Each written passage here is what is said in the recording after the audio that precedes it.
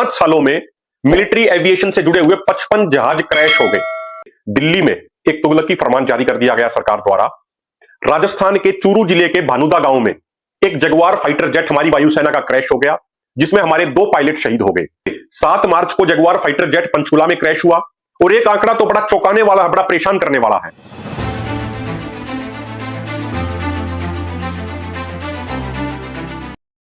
साथियों नमस्कार, सत श्री अकाल, आदाब। हमारे देश की सरकार 10 साल पुरानी डीजल गाड़ियों और 15 साल पुरानी पेट्रोल गाड़ियों को बंद करने के लिए पूरे तरीके से तत्पर और आतुर है। जबकि ऐसा कोई हार्ड एंड फास्ट रूल नहीं है कि कोई गाड़ी 10 साल पुरानी होगी तो वो पोल्यूशन ज्यादा करेगी और नई गाड़ी पोल्यूशन नहीं करेगी। अगर गाड़ी का रख रखाव सही से किया जाए तो पुरानी गाड़ी भी कम पोल्यूशन करती है, और अगर नई गाड़ी का रख रखाव मेंटेनेंस सही से ना किया जाए तो नई गाड़ी भी ज्यादा पोल्यूशन कर सकती है। अभी कुछ दिन पहले दिल्ली में एक तुगलकी फरमान जारी कर दिया गया सरकार द्वारा, और सरकार ने कहा कि 1 जुलाई से जो 10 साल पुरानी डीजल गाड़ियां होंगी और 15 साल पुरानी पेट्रोल गाड़ियां होंगी उनको तेल नहीं मिलेगा।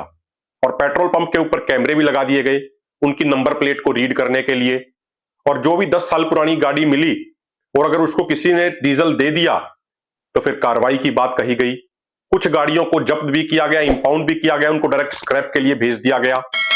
लेकिन लोगों ने जब ज्यादा विरोध किया तो सरकार ने कुछ समय के लिए अपना वो फैसला वापस ले लिया। लेकिन अब सरकार ये कह रही है कि 1 नवंबर से 10 साल पुरानी डीजल की गाड़ियों और 15 साल पुरानी पेट्रोल की गाड़ियों पे दोबारा से ये बैन लगाया जाएगा। और 1 नवंबर से ये बैन दिल्ली के साथ साथ फरीदाबाद, गुड़गांव और सोनीपत में भी लगाया जाएगा। और सरकार साथ में ये भी कह रही है कि 1 अप्रैल 2026 से पूरे दिल्ली एनसीआर में यह बैन लगाया जाएगा। लेकिन साथियों, समझने की बात यह है कि जिस सेक्टर में सरकार को यह आतुरता और तत्परता दिखानी चाहिए बदलाव के लिए, मॉडर्नाइजेशन के लिए, सरकार वहां नहीं दिखा रही है। मैं बात कर रहा हूं डिफेंस सेक्टर की। डिफेंस सेक्टर में मॉडर्नाइजेशन बहुत जरूरी है, देश की सुरक्षा के लिहाज से भी जरूरी है। और जो जवान देश की सुरक्षा में तैनात हैं उनको अपने वेपन के ऊपर पूरा विश्वास और पूरा कॉन्फिडेंस हो ताकि वो बेहतर ढंग से कार्य कर पाए, बेहतर ढंग से देश की सुरक्षा कर पाए। इसलिए भी मॉडर्नाइजेशन बहुत जरूरी है। लेकिन हमारी लगातार सरकारों का उस तरफ कोई भी ध्यान नहीं रहा, चाहे वर्तमान सरकार हो या इससे पहले की सरकार हो। अभी 2 दिन पहले राजस्थान के चूरू जिले के भानुदा गांव में एक जगुआर फाइटर जेट हमारी वायुसेना का क्रैश हो गया, जिसमें हमारे 2 पायलट शहीद हो गए, लोकेंद्र सिंह सिद्धू और एक ऋषिराज सिंह। लोकेंद्र सिंह सिद्धू की 5 साल पहले शादी हुई थी, कुछ ही दिन पहले उनको पुत्र रत्न की प्राप्ति हुई थी। और ऋषिराज सिंह केवल 23 साल के नौजवान थे। और ये कोई जगुआर फाइटर जेट का इस साल का पहला क्रैश नहीं है। इससे पहले 7 मार्च को जगुआर फाइटर जेट पंचकुला में क्रैश हुआ। एक दूसरा जगुआर फाइटर जेट 2 अप्रैल को जामनगर में, गुजरात में भी क्रैश हुआ। और इस साल भारतीय वायुसेना के 5 जहाज क्रैश हो चुके हैं। 3 जगुआर, 1 मिराज 2000 और एक AN-32 ट्रांसपोर्ट प्लेन क्रैश हो चुके हैं। अभी मैं कुछ समय पहले एक टाइम्स ऑफ इंडिया की रिपोर्ट पढ़ रहा था। उस रिपोर्ट में 2023 की वो रिपोर्ट है, उसमें कहा गया कि उस समय तक 5 सालों में मिलिट्री एविएशन से जुड़े हुए 55 जहाज क्रैश हो गए। 55 जहाज क्रैश होने के इंसिडेंट आए 5 सालों में, 2018 से लेकर 2023 तक में। इसी तरीके से अगर पिछले कुछ दशकों की बात की जाए तो जो ये प्लेन क्रैश हुए हैं उसमें हमारे 200 पायलट शहीद हो गए और उसके साथ साथ 50 सिविलियंस की भी डेथ हो गई। और एक आंकड़ा तो बड़ा चौंकाने वाला है, बड़ा परेशान करने वाला है। 1960 के दशक से जब MiG-21 कमीशन किए गए थे हमारी वायुसेना में, MiG-21 जहाज, तो वो 872 टोटल कमीशन किए गए थे और उसमें से 400 तो क्रैश हो चुके हैं आज तक। यानी लगभग 50% के आसपास तो अपनी ड्यूटी के दौरान क्रैश हो गए। यह स्थिति है। जो कुछ दिन पहले ये जगुआर फाइटर जेट क्रैश हुआ, ये 1980 में BAE कंपनी द्वारा बनाया गया था और 1980 में भारतीय वायुसेना में शामिल किया गया। इसकी 6 स्क्वाड्रन शामिल करी गई, लगभग 120 फाइटर जेट शामिल किए गए। यानी आज की तारीख में देखें तो ये जहाज 45 साल पुराना हो चुका है।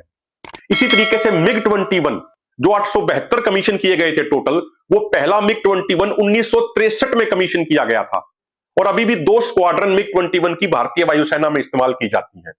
यानी उनको 62 साल हो गए। वो 62 साल पुराने जहाज आज भी इस्तेमाल किए जा रहे हैं। इसी तरीके से चीता और चेतक हेलीकॉप्टर की अगर बात करें तो वो भी 1960 के दशक में ही वायुसेना में शामिल किए गए थे। उनको भी लगभग 55 साल हो चुके हैं। यानी इतने पुराने जहाज आज भी इस्तेमाल किए जा रहे हैं।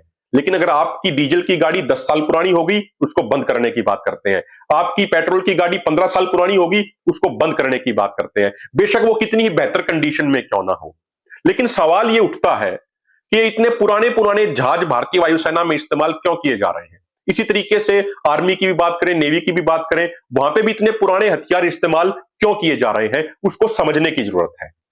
अगर हम भारतीय वायुसेना की बात करें तो जो सैंक्शनड स्क्वाड्रन की जो संख्या है, यानी जो आवंटित कर रखी है कि इतनी स्क्वाड्रन होनी ही चाहिए भारतीय वायुसेना में, वो है 42.5, 42.5।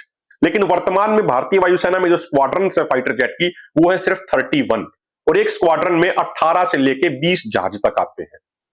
तो भारतीय वायुसेना का यह कहना है कि जो हमारी सैंक्शनड स्क्वाड्रन स्ट्रेंथ है, वो हमारे पास है नहीं, और अगर हम इन पुराने जहाजों को भी निकाल देंगे तो फिर वो और भी ज्यादा कम हो जाएगी। वहीं दूसरी तरफ जो नए जहाजों की इंडक्शन होनी चाहिए थी, उनको शामिल किया जाना चाहिए था, वो लगातार लेट हो रहा है और उनको शामिल नहीं किया गया। उदाहरण के तौर पे 2007 में एमएमआरसीए कॉन्ट्रैक्ट की बातचीत शुरू हुई, medium multi role combat aircraft, लेकिन 2017-18 आते आते उसमें बदलाव कर दिए गए। 2017 में एमएमआरसीए के तहत 126 फाइटर जेट शामिल करने की बात चल रही थी, लेकिन 2017 आते आते सरकार ने अचानक से बदलाव किया और कहा हम 126 फाइटर जेट की जगह 36 राफेल फाइटर जेट ही शामिल करेंगे। भारतीय वायुसेना ने यह कहा कि हमें 126 फाइटर जेट की जरूरत है, लेकिन शामिल किए गए 36। अब इसी तरीके से अगर आप देखोगे तो अभी चर्चा यह चल रही है कि कोई 5th जनरेशन का फाइटर जेट एयरफोर्स में शामिल किया जाए। वो हमारी जरूरत भी बन गई है, मजबूरी भी बन गई है, क्योंकि चाइना ने 2 5th जनरेशन फाइटर जेट तैयार कर लिए हैं, एक J-20 फाइटर जेट और एक J-35 फाइटर जेट। और चाइना उस J-35 फाइटर जेट को पाकिस्तान को भी देने पे विचार कर रहा है।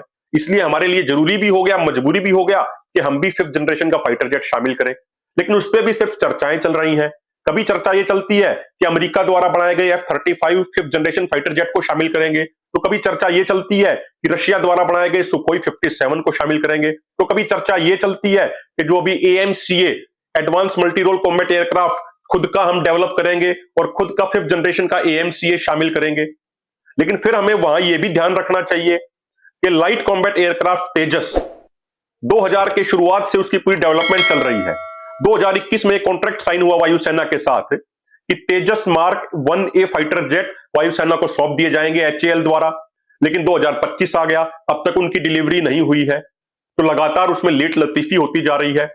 और कुछ दिन पहले भारतीय वायुसेना के प्रमुख AP सिंह ने तो यह स्पष्ट कह दिया कि हम टाइमलाइन को लेके HAL के ऊपर विश्वास नहीं कर सकते, हम उसके ऊपर कॉन्फिडेंस नहीं दिखा सकते।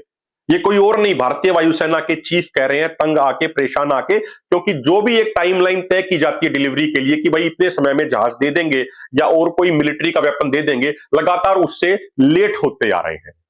इसी तरीके से अगर आप देखोगे, अगर हम नौसेना की बात करें तो 2007 में एक प्रोजेक्ट 75I के तहत 6 पनडुब्बी नौसेना में शामिल करने की बात चली, और यह कहा गया था 2007 में उस कॉन्ट्रैक्ट की शुरुआत की गई थी कि 2017 तक सारी पनडुब्बियों को शामिल कर लिया जाएगा। लेकिन आज 2025 आ गया, अब तक यही फाइनल नहीं हुआ है कि कौन सी कंपनी की पनडुब्बी शामिल करेंगे, कैसे करेंगे। उस पर एक भी पनडुब्बी प्रोजेक्ट 75I के तहत अब तक शामिल नहीं करी गई है। 18 साल उसमें लेट हो चुके हैं। इसी तरीके से रशिया से जब हमने INS विक्रमादित्य एयरक्राफ्ट कैरियर खरीद रहे थे, जिसको रशिया वाले एडमिरल गोर्शको बोलते थे, वो भी 10 साल ज्यादा लेट होकर भारतीय नौसेना में शामिल हुआ और उसकी कॉस्ट भी कई गुना बढ़ गई।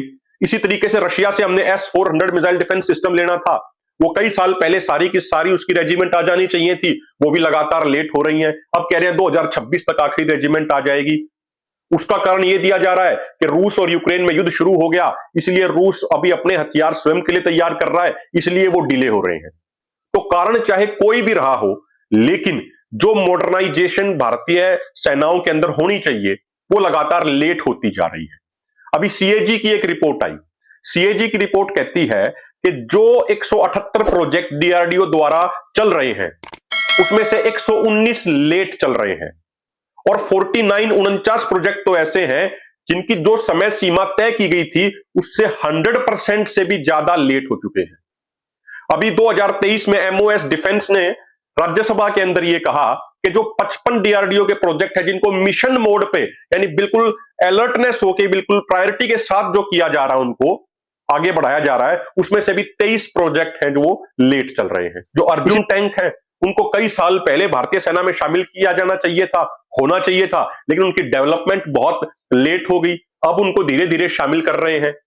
और अब उसमें एक दिक्कत क्या आती है, जो टैंक 15 साल पहले इंडक्ट होने चाहिए थे, अब वो 15 से 20 साल बाद जाके इंडक्ट हो रहे हैं। तब तक उनकी टेक्नोलॉजी है वो लगभग पुरानी हो चुकी है, उसमें से काफी टेक्नोलॉजी पुरानी हो रखी होती है, तो समस्याओं का सामना करना पड़ता है। तो सबसे महत्वपूर्ण और समझने की बात यह है कि अगर डीजल की 10 साल पुरानी गाड़ी सड़क पे चल रही होगी तो ऐसी संभावना बहुत कम है कि वो सिर्फ पुरानी होने की वजह से उसका एक्सीडेंट हो जाए और लोगों की जान माल की नुकसान हो जाए, इसकी संभावना बहुत कम है। लेकिन फाइटर जेट और हेलीकॉप्टर और अन्य हथियार जो 45 साल 50 साल 62 साल तक पुराने हो गए, अगर वो क्रैश हो जाते हैं तो जिंदगी का बड़ा नुकसान होता है। जो पायलट बहुत मेहनत करके तैयार किए जाते हैं, जिनके ऊपर बहुत रिसोर्स खर्च किए जाते हैं, उनको अपनी जिंदगी की कुर्बानी देनी पड़ती है, जैसे अभी 2 दिन पहले लोकेंद्र सिंह सिंधु जी को देनी पड़ी, ऋषिराज सिंह को देनी पड़ी। तो भारत सरकार को जिस सेक्टर के मॉडर्नाइजेशन पे ध्यान देना चाहिए, जिस सेक्टर में बदलाव लाने के लिए ध्यान देना चाहिए, वहां पे ध्यान नहीं दिया जा रहा। ध्यान दिया जा रहा है मिडिल क्लास को तंग करने के लिए, परेशान करने के लिए। मजबूर किया जा रहा है मिडिल क्लास को कि वो अपनी 10 साल पुरानी डीजल की गाड़ी को बदले, वो गाड़ी बेशक कितनी बेहतरीन कंडीशन में क्यों ना हो। सरकारों का एजेंडा सिर्फ एक है कि फायदा होना चाहिए कंपनियों को, मिडिल क्लास देश का आम नागरिक बेशक पिसता रहे, उससे किसी सरकार को कोई उसकी ना टेंशन लेता है, ना कोई सरकार उसकी चिंता करती है। तो आज हमें समझने की यह जरूरत है, जो सरकार की प्रायोरिटी होनी चाहिए वो डिफेंस को मॉडर्नाइज किया जाए, क्योंकि डिफेंस अगर बेहतरीन तरीके से इक्विप्ड होगा तो देश की सुरक्षा भी मजबूत होगी, और देश की सुरक्षा मजबूत होगी तो हम सारे के सारे मजबूत रहेंगे। आप सबका बहुत बहुत धन्यवाद।